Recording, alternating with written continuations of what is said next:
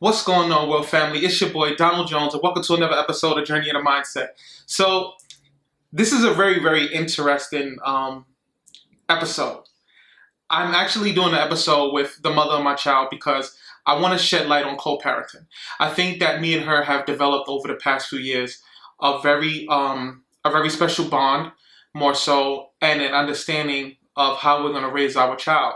And it wasn't easy in the beginning. So I thought that it would be a good idea to have her come on to the show so we can kind of like just talk to people and give people advice on how to co-parent. Just because you're not with your partner, just because you're not with the mother of your child, just because you're not with the father of your child, does not mean that you guys cannot get along. So I want to talk to you guys, and I want to start this podcast episode off with how me and her did it, more so. How we put our differences to the side to be able to co-parent and to be able to raise a healthy, non-energetic young man, because he doesn't like to do much, but how we basically put our differences to the side so that way we can co-parent.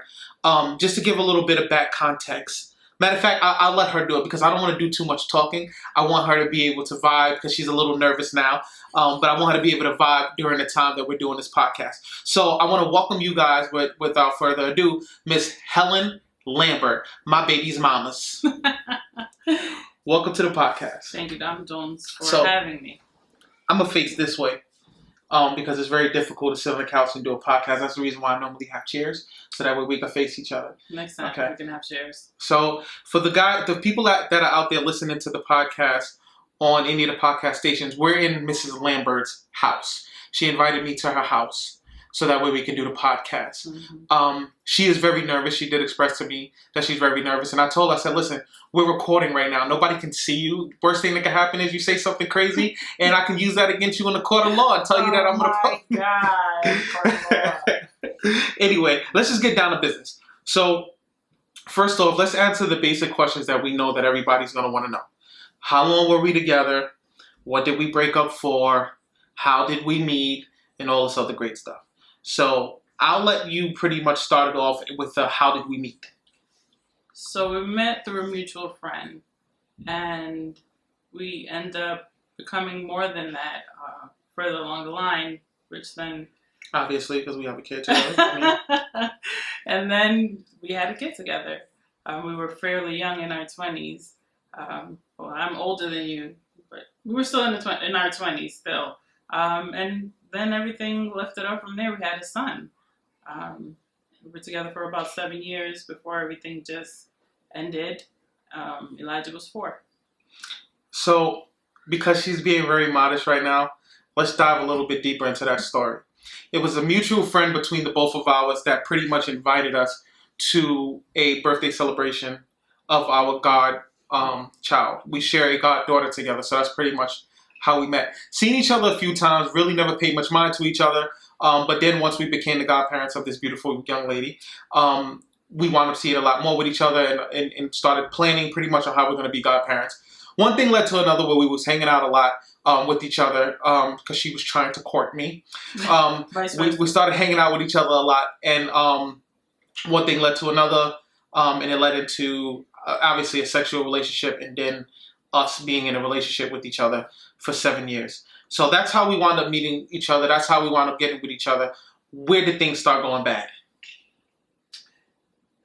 We had different, I think, mindsets, and our focuses weren't on the same page. We knew that we wanted to be with one another, but I came from a different household, different culture. I think you were a little bit more free-spirited on how you handle things, and I was stubborn. I was young and stubborn, and I think that's what kind of led to the friction within the relationship, which led to us not, being together. I think that's one of the main things, and I speak about this with other people too, and it's not just you, is that when two people get into a relationship with each other, they make plans with each other, right? But they don't plan for the growth that they're going to make outside of the relationship. So meaning just because you're in a relationship with somebody doesn't mean that you're not going to have your own separate growth. Right. So we're making these plans for the future together. We're planning together, but there are things and the successes that we're going to have separately. And when that starts to happen, I think that's where a lot of the communication between couples tend to fall off. because it's like, okay, now you have somebody that's accelerating in the relationship and the other person is just staying there. Right. So it's like it's hard for them now to communicate with each other and it causes a lot of friction. So I think that that is very important that you said what you said because it's about the mindset. One, we were younger. Two, we really didn't have the basics of one, where we were going with the relationship. Two, we and I say we because it wasn't just you, we got pregnant pretty fast. If I remember correctly, we hung out with each other and everything, but as far as a relationship, I believe you got pregnant within the first 28 days in September because we found out September 28th. Right, but we established that we were in a relationship before we actually. I can't recall that. Yeah, I don't recall yes, that at yes, all. yes. Don't recall that. Absolutely not. I don't recall that. We definitely sat in a relationship before we decided to actually, get pregnant. Well, as things went along, but it just didn't happen. It was like, oh my God, we engaged, and now. When I say engaged, meaning we had intercourse, and now here we are with this baby. Wait a minute, I popped the question before. Well, it wasn't like a marriage, like I want to marry. It was a promise. It wasn't an engagement. It was a promise ring. It was a promise ring. There's a difference between an engagement ring and a promise ring. Well, it was a promise ring that I would be the best man that I possibly could be in a relationship at the time that I was in it. Right. That's what that was. Well, your promise was an engagement for the future. Yes, it was. Okay. All right. So now we got down to how we met with the relationship. So we'll give them a little bit of context about the relationship. So we had a lot of differences within the relationship. I wanted to be a family man. I wanted to be in this relationship. I wanted to just be able to come home to a family, wife, kids. One, I don't think I ever asked you if that's what you wanted. But we started playing house pretty much, if I remember correctly, before our son was even born because we were more so involved in hanging out more so with your younger siblings. And I believe that that's kind of what connected us more because you seem like, okay, this dude is a family-oriented man. Right. So the question that everybody's going to ask because they want to get down to the nitty-gritty is, why did we break up? We had more so, again. Can I rephrase that question? Why did we break up and how did we break up? I think the how is a little bit, the how comes into details more so, and I think maybe we should just focus on my podcast show. You're not going to control this right here, buddy. You're not going to control this. Let me explain it. Let me explain it. All right. Listen. I'm a free spirit. I like to communicate with people. I enjoy people. I like to see the good in everybody, no matter how bad the situation or the person is. I'm the same too. She more so thought that I was a little bit too friendly, especially with females. Now, back then, am I lying? No, because it's a all right. So that's what I'm going to talk about the back then to compare to now. Great, I'm agreeing. I'm so agreeing to what you're saying. The back then compared to now is back then. Yeah, I'm in a mindset of, okay, you know what? I'm gonna be the family man that I'm gonna be, but I'm still not gonna change my personality. My personality of me being nice to people, being nice to females more so, because that was like the biggest problem in the relationship. I didn't think and say, okay, if I'm calling another girl one beautiful, I'm calling another girl, and I'm asking her for advice, that the person that I should be doing that with is her, and if not with her, I should be more aware and respectful towards her feelings about me reaching out to other females. So cool. That was my young boy stage. That was where I made my mistakes. I'm now, it's now coming back to me. Yes, I'm glad you kind of like put that out there because, yes, you're right. Those are one of the things that really bothered me. I felt like I wasn't the enough person for you but it is like you said, you're that free spirited. You want to see the best in everyone. But as a female, I did not appreciate you trying to comfort someone else, even if it's just a female that probably was going through her own things. But I'm like, this should be something that's at home. I'm your comfort. I'm your conversation. I should be your everything. But to me, it was just like you were giving away that piece that belonged to me. You know, which is 100% understandable.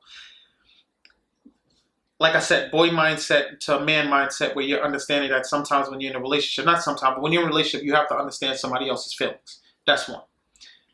It was also a sense of me feeling alone in the relationship because we both had two different mindsets on where we wanted to be as far as a couple and a family. You were more so of you like to go out. I was a homebody. I did like to party, but obviously when I had a child, I had to stop. But you like to go out. So there was a number of factors that played a role in, and I don't want to overtalk you, so please tell me to shut up anytime. no, I mean, and I still do like to go out. That's just within my nature. That's what I like to do. So. Well, that's fine because I ain't got no say over that answer. but I'm just saying, you got to add to our son because he's the one that questions you all the time. I know he does. But it's important to me. It was family was important, but I just didn't seem like it was eye to eye. So anyway, to make a long story short, we're not gonna get too deep into it. I just came up to the conclusion where I said, you know what, this is not working. The argument started to become a little bit just a little out of control. I felt like we were more so losing each other than getting closer to each other, so I wound up leaving the relationship. Well, we wound up coming up to a consensus. I just wound up leaving the relationship. I don't even think it was an agreement. I think I was just like, yo. Eventually it became an agreement. Yeah, eventually it became an agreement. I was ready to leave the relationship because I felt like it just wasn't, I felt like it wasn't growing anymore. I just felt like it wasn't growing. Oh, boy. So, let's fast forward.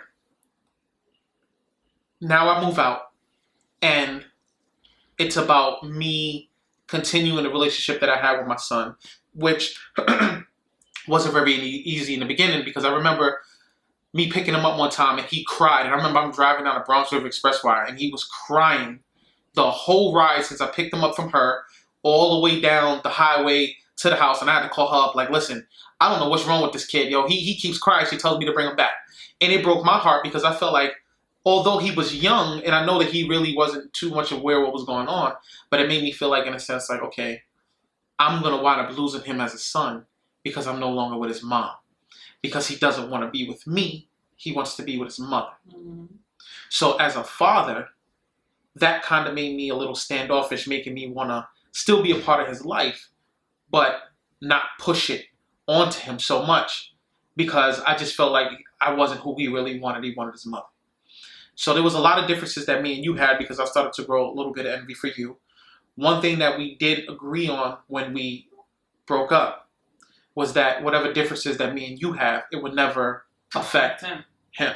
Which was true. So I want to get your version pretty much on how you think our co-parenting actually works now, because there was a sense where there was a time where me and you were not in a good space with each other. Right. And I'll tell you why we weren't in a good space, because we were still trying to focus on possibly making the relationship work. But the differences between us, we never sat down to kind of like depict it and say, well, let's work on this just to see if this can work out so we can again become a family. And I think it was like we were in two different places many of times where I was like, you know what, maybe this family can come together. And then it would be like, you would think otherwise, like, you know what, no, I already feel like I've given this a chance and it didn't work out then, may not work out now. And it kind of like, you know, I had to come to the realization that, yeah, you know, that's what it's going to be. And I had to focus on mainly keeping myself together so I can be able to be okay for our son, because women usually can mistreat their kids when their relationships don't work out, you know, to get attention from the other parent. Oh, you know, take your son, or just have him dirty, or, you know, don't give him, you know, the proper treatment, or, you know, feeding him or just mistreating him. But no, I said otherwise. I have to love him. I have to, you know, pay him attention. Never did you ever pick him up and was he ever not, you know, well dressed or had on the proper clothing for the weather. You know, I focused on him mainly, and I still do continuously. And that's one thing I always respected you as a mom. You was a really, really good, you are a very, very good mother when it comes down to my child. But I want to bring it back to something that you said, is that I've heard this saying in the past: when the mother's not right, the child won't be right. So that was one of the things that I kind of thought about too. Is like, okay, if I'm gonna be that type of baby father, father of your child that's gonna be stressing you out all the time, that's gonna be beefing with you, how is that gonna trickle down to my son? And I think that a lot of couples, a lot of parents out there that co-parent, their hate for each other have became so strong that they can't even speak to each other. But one thing that you can't lose focus of is that the kid is always watching. If mommy and daddy are not doing good with each other, if mommy and daddy can't communicate, what is that teaching the child? Like, what is that teaching the child? And I remember us being in a space where I didn't want to talk to you no more. I was pissed off because I didn't understand choices that you were making. I didn't understand traveling arrangements that you wanted to go to. I didn't understand places that you wanted to move to. There was a point in time where you wanted to move out of the state, and I'm sitting here like, how are you going to take my son away? I was starting to get very envious. There was a time where you even moved on into another relationship. I mean, and we haven't been together for a long time, just to give you guys a little bit of background. I'm in a whole different relationship. She has a whole another child. She's a single lady. I don't know if she want me to throw that out there now. She's a single lady, or whatever the case may be. But we had relationships, which we'll get on. We'll touch the topic on how do we deal with outside people coming in to our co-parenting. We'll talk about that too and jump on that. But it was something that we really had to put our differences to the side. It takes a lot for you to be able, and I'm talking from a man's point of view, and I don't know from a woman's point of view, but I'm going to talk from a man's point of view. It takes a lot for you to really shut your mouth and really think about what the other person is saying. The other person, one, that you was in a relationship at one point in time with, that you loved at one point in time, that you shared a bed with at one point in time, that you attended family events. Yes. That's where I didn't understand is how we managed to do all of that stuff with each other. And then hate each other. And then hate each other to the point where we can't even have a conversation for the sake of our child. Right. That's not cool. That's not the way you raise a child. They're watching. Because you're stuck in your feelings. You're still stuck on that. Why are we going through this? And really, I can't stand you for kind of like making me feel this way. The way I was making you feel kind of like blurred what was important or what could have been important. And this is when we eventually came together and say, you know what, this is what's important. You know, of course, we're not going to say, well, we broke up and then jumped into, oh, we're going to be great, you know, co-parents. Oh, no. That's not the way it happened, you know. When we and you split, my feelings that I had towards you, I was upset. I was very, very highly upset because I felt like you were the one that was the cause for the family breaking up. And even as me transitioning over into other relationships, it wasn't working out the way I wanted it to because, one, I felt like it was bad anytime I had any type of fun because my son wasn't with me. So, like, meaning if I'm going to go out on a date and have a good time and have fun, it bothered me because I'm like, how am I out here having fun while my son is at home with his mother, X, Y, and Z, or whatever the case may be. So a lot of that stuff, you know, bothered me too. When to me, my personal thing, when you got into another relationship, and this is where we'll bring relationships into the conversation, it was like, okay, I know I've been in multiple relationships. You've been in some, but not as serious as the one that you got in the last time. Mm-hmm. So it's like, okay, now I'm growing into this man, this father. How do I now deal with the fact that there's going to be another man around my child? How is it that I'm going to deal with another man possibly giving instructions to my son? So that's what I'm thinking. But now one time did I say, okay, how is she feeling about another woman being around her child and possibly giving instructions? And I say instructions, I don't say demands or commands. I say instructions. Instructions such as, can you take out the garbage? Not go take out the garbage. Because you got to be real sensitive with the way you talk, gentlemen. I want to let you know right now, women are very protected over their cubs. Yes. So you got to watch your words. How you say it. It's how you say it. But see, I'm learning. So my thing is, from your point of view, how do you feel like we handle the anger? Because although we speak on the phone every day, we have conversations, my son hates the fact that we communicate so much because whatever I hear and I tell him, he knows it came from you, because I never snitch on my son. She's a snitch. But there has been times where it's just been like, yo, you know, like, this girl gets on my nerve, and I'm pretty sure vice versa. I mean, you kind of like predicted it. You say we have once a year argument that makes us feel like you know, I'm done talking with you. But then we have to turn around and say, you know what, we can't do that. We have a whole child together, and we just have to put our differences to the side. But how do you put your differences to the side? We have a How do you conversation. control that anger? We have conversations, but some of the conversations that we have can explode. Like it's like hanging up the phone. It's like F you. You know, never calling each other names like B and everything else. But sometimes, like I think the last argument that we had, it was bad. It was bad. It was bad, and then it took a few days. I really wanted to stop speaking to you. Like you could have I didn't care, but then that's not true. I didn't care. I was upset. I was really upset, which took me to really not speaking to you. Then I realized I need to speak to you. You're the person that I speak to, you know, in general, all about things, you know.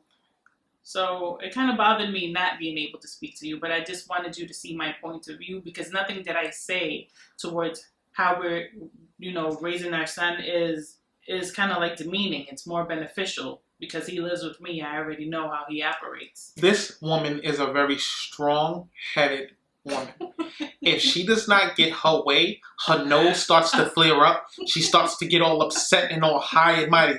I mean, she's the first guest on my show with a blazer. Let's be serious here, right? But it's true what she's saying, ladies and gentlemen. Like, yo, you really got to take that anger and put it to the side for the grace of the kid. I know that bad things happen in a relationship. I know that people hurt each other. I know that there's cheating. There's all type of stuff. I watch Maury. I watch Jerry. I know what's going on out there. But for the kid's sake, you got to learn how to bury it. How do you bury it? Well, the way I do it is I like to turn on the I don't care button when it comes down to you. And my I don't care button is when you piss me off, I say in my head, okay, well, I'll wait for her to cool off, and then I guess I'll talk to her. Yeah. And we'll say the words that we'll say to each other, which I like now. It's like, okay, you know what? Let's stop the conversation, talk to you later. And then we'll move on later on down the line, and we'll have a conversation to talk about it. But it does take a lot of you biting your tongue, holding back from the things that you're saying.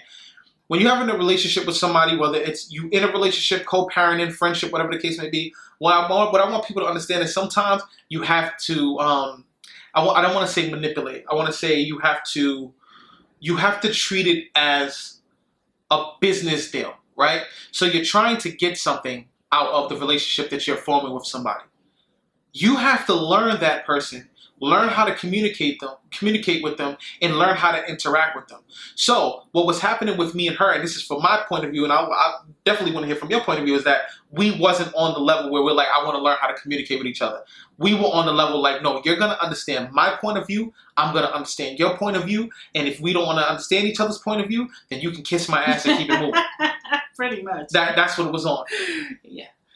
And talk to you later, and I hope you got my message, because this is how I feel. You know, that's what it was. But we have to be able to compromise and come to a middle ground and say, you know what? You feel the way you feel. But you've done this. You've done it where you're upset at me, and then you go and you kind of like reflect on what I've said. Not to say that I'm always completely right, but you try to see where I'm coming from. She is. Because, again, nothing that I would ever say to you, it's not me saying, well, do it this way because I know Elijah best. I said, do it this way, or try to do it this way because this will make him more comfortable. You know, this is how he operates. This is how he, you know, this is the makeup of him. This is how he is. So my next question to you is this. The parent that knows more. There seems to be a lot of that goes on out there where there's a parent that seems like they know more than the other parent because the kid doesn't spend that much time with that other parent. And I would be that parent that the kid doesn't spend that much time with because he doesn't live with me. He lives with Helen. Mm-hmm. I see him every other week. He comes and stays with me for a week. Then she has him for a week. Then I have him for a week. What do you tell the parents that struggle with that balance or being able to communicate, right? So I'll give you an example. Let's say I'm that dad, right, that lives in Pennsylvania. It takes about 2.5 hours for me to come get my kid. He sees you more, right? I probably see him maybe the last week of the month, every month, right? You obviously would know more about him than I would know about whatever the case may be. How do you communicate these things with the father without making him feel like, yo, like you act like I don't know my kid? Because you won't know him if you're seeing him. Let's just say at the end of the month, and you've let all this time pass by. Because of course, that's when you can take him. You keep that communication with that parent. Oh, call. Check in. What happened with such and such this week or this day. But I'm busy. I'm not that type of dad. I'm busy. I can't do that. I can't do that right now. Well, then. Like, you want me to call him every day. I can't call him every day. I have a job. I have other kids I have to take care of. I have a wife I have to take care of. I'm not trying to say I'm pushing my son to the side. But, like, how's it going to work? Technology has allowed us that if you can't see the person face to face, you can use FaceTime.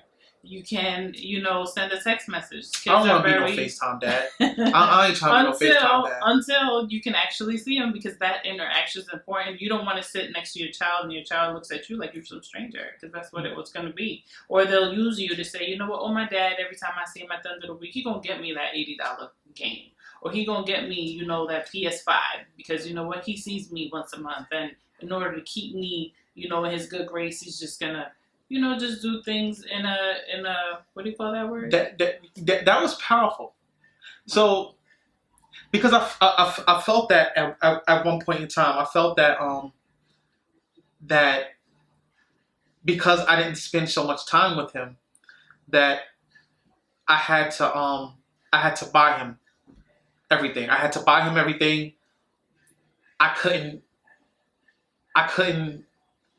let him come to my house without buying him something because I didn't spend that much time with him. What a way to compensate, because you feel bad. Yes. You feel bad because you're not living there no more. So every time that he comes with you, you're going to buy him something. Which in all reality, we can get tricked into thinking that's how fatherhood is supposed to be. But that's not fatherhood. That's not how fatherhood is supposed to be. Fatherhood is supposed to be you teaching and bonding and spending time with your kid. Not you just going out there buying materialistic things for them. And just being like, okay, you know what, here's this, go sit in the room, go chill. Yeah.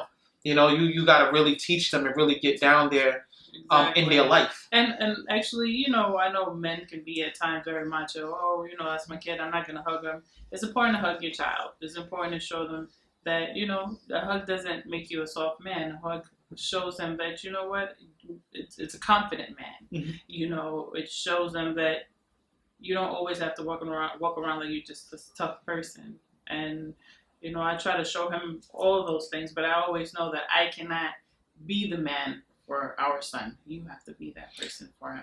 Do you think that a woman can raise a man, or only a man can raise a man? I feel like a woman can only do but so much for a man, a boy that eventually will be a man.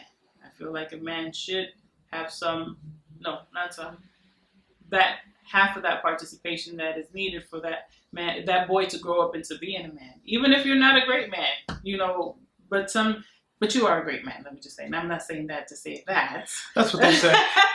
That's what's trending out there in the social media world. They're all saying that. I can only say that now because of the people that we are today. Of course, when things were, rocky, I was like, I can't stand him. Like, really? Fake news. Fake news. I'm the best person out there. Fake news. Yeah, but if you see our son, he is the resemblance of you and everything in the existence that you've created at this point, the relationship that you hold with him, and he loves you to death, and of course, we, a little bit of absence can kind of like destroy that, and I'm glad that you made sure that, if you were a little absent once upon a time, that that's important, not to be absent, to be present. I was, and I want to let everybody know that, because I have no shame in my game. I have no shame in my game, being honest with my listeners, being honest with the followers. At one point in time, I felt like I was an absentee father because I was not seeing him as much. It did have that. I want to give you guys a little bit of background about me.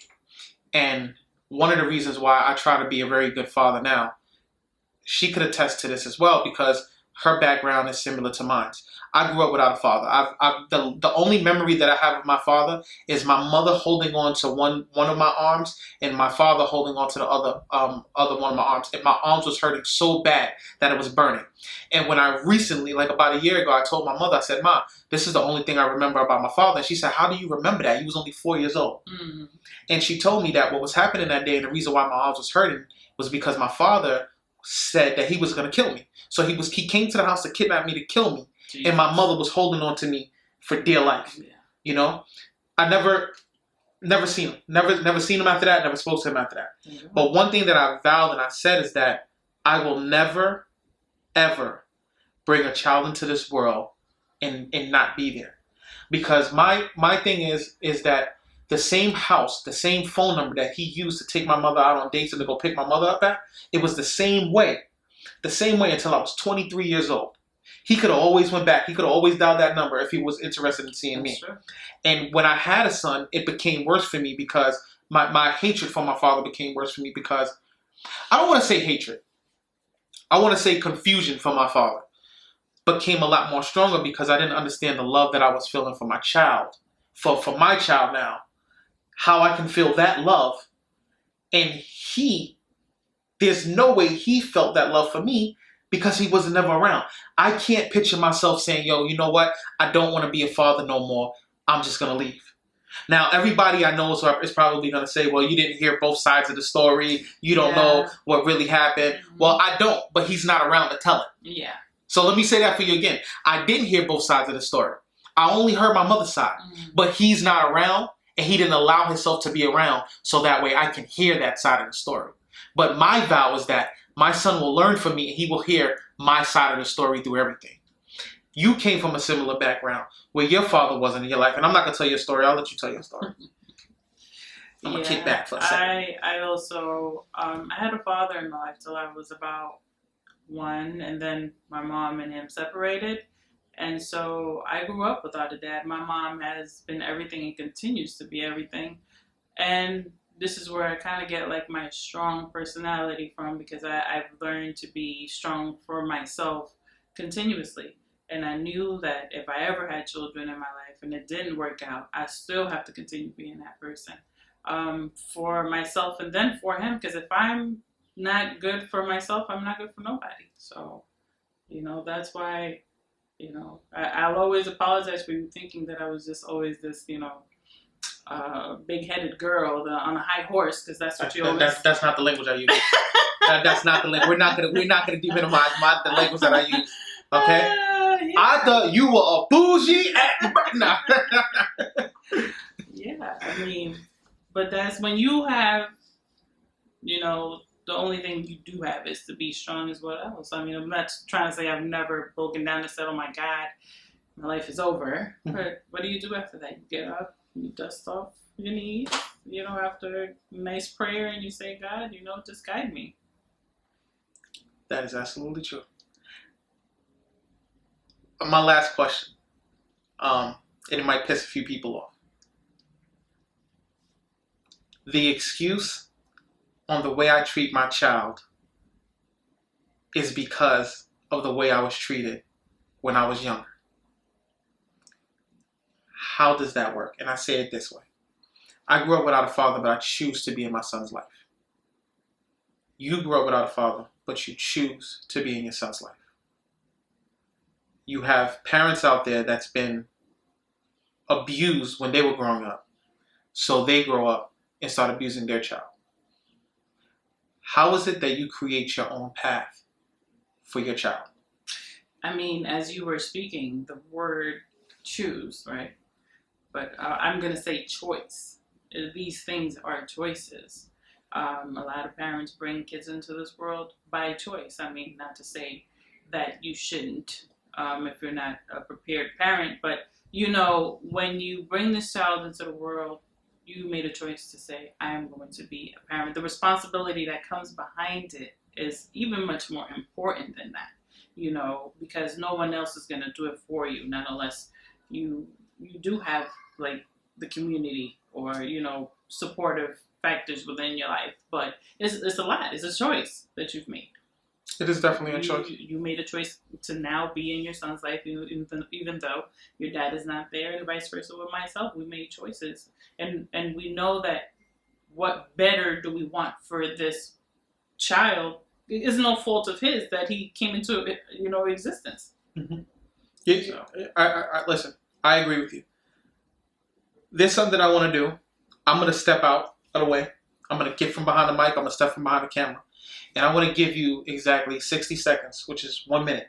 Please, because I know you could talk sometime. Don't go into 5-10 minutes. And I just want to give you that one-on-one right now with my listeners. And I want you to just tell them the strength of a single mother. Because I know that there's a lot of single moms out there that's probably listening to this or that's going to listen to this. And one thing that I want them to know is no matter how hard it is, let me tell you a story real fast. And I promise I'll shut up. I hate when I do this. I always got to go into story mode. I spoke to a parent 2 days ago. And me and her was having this conversation, and she was telling me about the difficulties that she's having with her child. She told me about how tired she was, how she goes from work to home to having to clean, having to do this, and by the time she's able to put the kids down, she's had this little bit of time to get herself together, and then just go to sleep, wake up, and do it all over again. No help. And one thing that I want to tell the parents out there, because I see my mother struggle. My mother was a single mom. I remember one summer we only had shish kebabs and grilled cheese sandwiches all summer. That was it. You had the grilled cheese sandwich for breakfast. You had the shish kebab for lunch. But my mother made it happen. And I want the single parents out there that's doing it alone, I want them to know that no matter what you are going through, no matter how hard it is, try. Continue to try, continue to work hard, continue to be that great mother that you are striving to be, because the road is going to be difficult and hard, but I guarantee you that all of that pays off when you see your child walking down that aisle with that degree, and it's going to be all because of the hard work that you put into them. So I want to take the time to move from behind the mic, move from behind the camera, and I want to give you 60 seconds with my listeners right now and just give them some advice on being a strong single parent. Let me get out the way. You got this.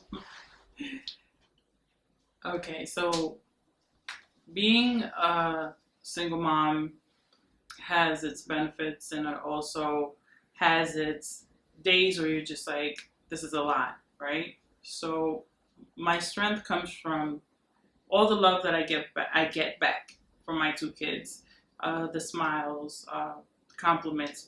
My son is 13, and we have conversations, and my daughter's 3, and she's a dancer. She just makes me laugh. She makes me happy. They both do. Being a single mother is a lot of sacrifice. A lot of, I have to go pick you up. I have to, make sure that your clothes are clean, or making sure to feed you. And again, all these things are by choice. I choose to be the mother that I am for my children because I love them. It's all an unconditional love. They're gifts to me. When they were born, I said, thank you, God. Thank you, Lord, for these 2 gifts, because I know that, they don't completely belong to me if you're a spiritual person. My children are everything. Hence where, at times it's difficult to get into a relationship, because I always put my children first. Because you don't know the person that may be coming into your household, and, how to trust that. So again, my children give me life. They're great, so that's how I get my strength. Plus they give me things to do. We go on vacations, we have our weekends. They're very helpful too. They're little helpers to help you with the bags from the supermarket. Anyway, I'm being silly. But I just feel like my children are my strength overall. They've made me the stronger person that I am today. Was that 60 seconds? That was so nice. No, it was way more than 60 seconds. You see my hand over there, and I'm over here waving you down, telling you like 10 more seconds. You see my damn hand. But Helen, I just want to thank you for taking the time to come out on my podcast show. We actually did a podcast for season 1 of Journey of the Mindset, but I didn't want to use it because I didn't have the visual, and I thought that the visual would be very important. So I want to thank you for coming on to the podcast show. I definitely would love to have you up here again. I'm definitely interested in hearing the comments that's going to come out behind this podcast. You're a single mom. You're beautiful. Where can they find you? Well, Instagram at First Off Love, and that's where I'm at. I'm sorry. That sounded so dead. Can you say it with some heart? Like, you can find me on Instagram at 143speaks. Aim high. Come on now, say it with some power. I can use your 143 Speaks. I mean, they can find me where you are. No. Use your Instagram, your social media, not mine, yours. Okay, so you can find me at First Self Love on Instagram.